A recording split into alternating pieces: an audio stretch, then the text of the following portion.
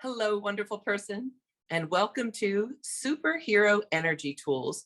You are a superhero, and today I am going to describe one of the biggest energy leaks that we superhumans experience. And it is ubiquitous, it happens everywhere.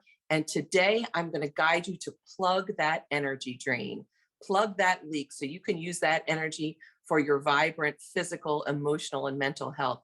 So you can use it to prosper plus infinite prosperity and abundance. You can use it to be an uplifter everywhere you go, bringing positive, uplifting, constructive energy, energy that unites, that collaborates, that harmonizes, rather than energy that separates, depletes, and brings harm. So this energy leak is what happens when most of us humans drive without consciousness.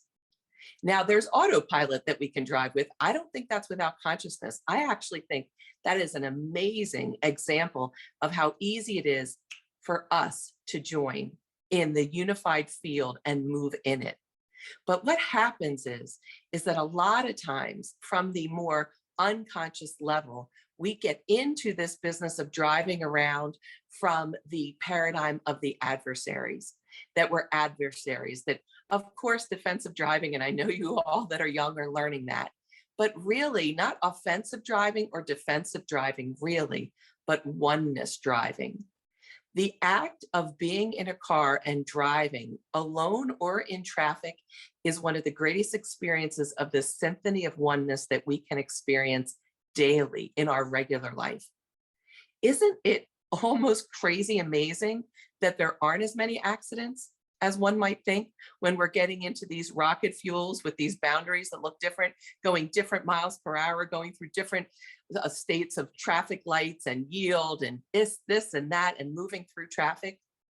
That is a testament to the fact that we all have within us this ability to be the orchestra director for our own life. And when we don't claim it, when we don't own it, when we don't know our power, either we're going to leak our power, or the power might be taken from us unknowingly, or we will just not receive the satisfaction of being and experiencing what we came in this precious human form to be and experience. So what happens is when we get into our automobiles and we're not aware of the great symphony that we are going to be driving in, with the different notes that come from the different cars and the different people in the different cars with their different agendas and their different feelings and their different places that they're going. But when we're not aware that we are part of a universal field of energy, that we are the orchestra director for our own personal experience, we often start to complain and feel agitated about whether it's the roads, the way someone's driving, the way the traffic signals are made, the amount of traffic, whether there's a lot or a little, whatever might be happening. Maybe it's even working with your navigation system. I've had a lot of fights with my navigation system. Now we're friends. Now we're not adversaries anymore, we're friends. But what happens is when we are moving our body in time and space through these vehicles that we call our automobiles, or our bicycles, or our scooters, or our motorcycles, or our golf carts, or whatever they might be, and we don't imagine and know that we are moving and directing this as a symphony, and we start to complain about the other drivers or feel stressed when we're driving. At the end of a driving experience, we know that we're in a heightened state of distress, not in eustress, EU stress, which is that sense of well-being and vibratory aliveness. Know that you have already, without even consciously knowing it, started funneling your energy out in fight with other drivers, and fight with the traffic system, in fight with the traffic, and fight with the rules of the road, or how your automobile is functioning. That is everywhere. It's so easy to complain. It's so easy to say something negative to a driver. And the effect that it has on the others too. Our life is a living ministry, meaning that everywhere we go, we can have an effect, a real positive, uplifting effect by our vulnerability, which is not our weakness. It's our ability to be real, no matter what happens around us, and our ability to shine from our deepest longing to see and be seen into the others and see them for what they are, a spark of all that is having a human experience. And when we don't know that and we fight that experience, oh, it has a depleting and depressing effect on everyone, rather than it being a living ministry of harmony and upliftment. It becomes an unconscious or semi-conscious living ministry of distress, disharmony, separation, judgment, harshness. Of course, we all see that in its extreme example, road rage. I had an experience once where it was about 7 years ago, and my mom was, it was probably more like 6.5 years ago, and my mom was getting ready to skedaddle to the other side, which is what I call dying. There is no such thing as death. It's just we change states. And she was going through a lot. She had end-stage COPD, and it turns out also colon cancer. And I mean, the medicine just to keep her going had such a horrible effect on her body. And she really did want to spend as much time as she could on her own in her apartment, but it was not to be. And she was going by ambulance to the nearby hospital. And I got that call about it. She had fallen and was in great distress and couldn't breathe. So I was driving then. I was still had a minivan, a red minivan. So it was very noticeable, that red minivan. By the way, I love minivans. You can press a button, the doors slide back and forth. I don't have a minivan anymore because I don't have young children, but I love that minivan. And I was a real dignified owner of a minivan. So I came into the hospital parking lot and went in with her for hours, and it was life and death experience. It was a time that she almost left this realm, and I guess that's like being almost pregnant, but she didn't. But it was extraordinarily stressful, and we all gathered as if she were. And when I came out many hours later after she had stabilized to get back in the car, I noticed that there was a white piece of paper in my windshield wiper. And I thought, oh, someone recognized my car and were sending me a note, because it's a recognizable car. And I pick up the note, and the note says, and I want to tell you, it felt like I had been punched. It said, "Nice park job, effing asshole." And so when I looked at how my car was parked, it was a little bit on an angle, and my back tire was on part of the white, not all the way through. Of course, I was in a state of distress.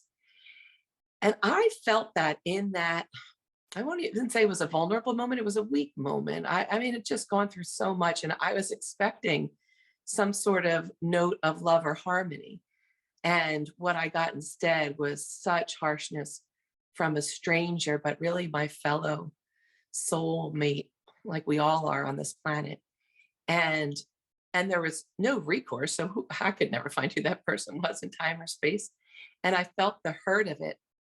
And that I bring to you now because you might not know the effect on someone when you say in your car and they can't hear you and can't see you, like, what the F did you do? Or, whatever the things we say. And I have said so many times, this is not a lecture. It's just a sharing of like, oh, with compassion, how we can up level our game of existence and affect everyone and everything.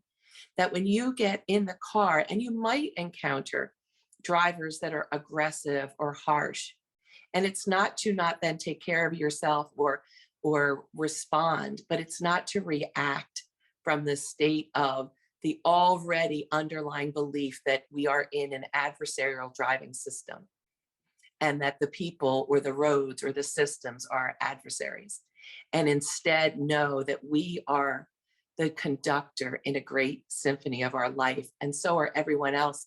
And we're learning how to collaborate. I say that's the highest energy. We can compete, winning and losing might be fun for a while, not the highest vibration, although we humans enjoy it. Then we can cooperate, which is nice too, but it's more like parallel play, and it's allowing the others. Maybe we drive like that as well. But collaboration is when we create something new from the deepest level of our being, from our spirit, from our soul, not just from our bodies and our minds. And when we collaborate with other people on the roads, including the roads themselves and the people that made the roads and the electricity that runs the traffic system, which we're all connected to in the quantum field, by the way. When we do that, oh, the miraculous changes that happen. I recently had someone sideswipe me. It was an older woman who was coming out of a cancer treatment center, having just left her husband there, and she just didn't see me at all when she was coming onto the street. Nothing much happened to me at all. As a matter of fact, the insurance check was very nice. And I was just so happy to be with her and say, this is what I like to say, this is why God made insurance. It's okay. Don't worry about it. You're safe. I'm safe. You're going through a lot. And I always say, when I say God, God, Great Spirit, Jesus, Buddha, Baba, Allah, science, nature, love, source, higher power, higher self, God is universe, however you know the greater, that is okay. And that interchange was actually uplifting. So I can't even say that something wrong happened. It was still a living ministry for this woman and I to connect in that way. And for me not to be screaming or harsh, although she was extraordinarily distressed. And I mean, I can get it for so many reasons. And so it's sobering. This energy leak is, I want us to consider plugging it so that we have more energy to direct into the health of our body, to the well-being of our emotions, to the well-being of our bank accounts and our ability to experience true prosperity and prosper plus, to be able to make a positive impact on the things we see in the world that do cause so much pain, and to actually elicit from those driving around us their highest expression of their collaborative spirit in motion, taking their body through time and space. I have experienced that so many times and have been experiencing it for decades now. And I love driving in big cities when there's like 8 lanes. I love driving in New York City and even LA, although LA tests me only because sometimes it's hard to figure out where to go in that massive system. But still, so whatever is lost, all that who wander are not lost.